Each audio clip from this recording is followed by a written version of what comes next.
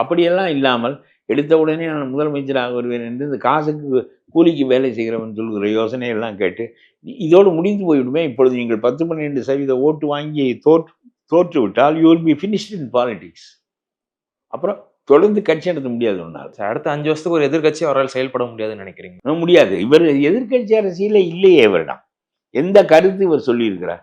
தீய சக்தி, தூய சக்தி, இவன் பாயாசம், அவன் பாசிசம், இதுதான் பேசியிருக்காரு. இந்த வசன கர்த்தாக்கள் எழுதி கொடுக்குற வசனங்களைத்தான் பேசுகிறாரே தவிர, ஒரு எதனால் 50 ஆண்டுகளாக தமிழ்நாட்டில் இத்தனை கட்சிகளும் ஊழலுக்கு எதிராக போராடியும் ஏன் ஊழலை ஒழிக்க முடியவில்லை என்பதற்கு நான் விடை சொல்கிறேன். திருடன் கையிலே சாவியை கொடுத்து விட்டார்கள் அரசியல் சாசனம் எழுதியவர்கள். மாநில அரசாங்கத்தின் கையிலே போலீஸ் இருக்கிறது. போலீஸ் தான் வழக்கு பதிவு செய்ய வேண்டும். போலீஸ் எப்படி நேருவின் மீது வழக்கு பதிவு செய்யும்? சர்க்கார் வக்கீல் தான் வாதாட வேண்டும். இவர் நியமித்த சர்க்கார் வக்கீல் கட்சிக்காரன், அவன் எப்படி நேருவுக்கு எதிராக வாதாடுவான்? ஆகவே இந்த அமைப்பே மாற்ற வேண்டும். 30 ஆண்டுகளுக்கு ஒவ்வொரு வழக்கம் நடக்கிறது.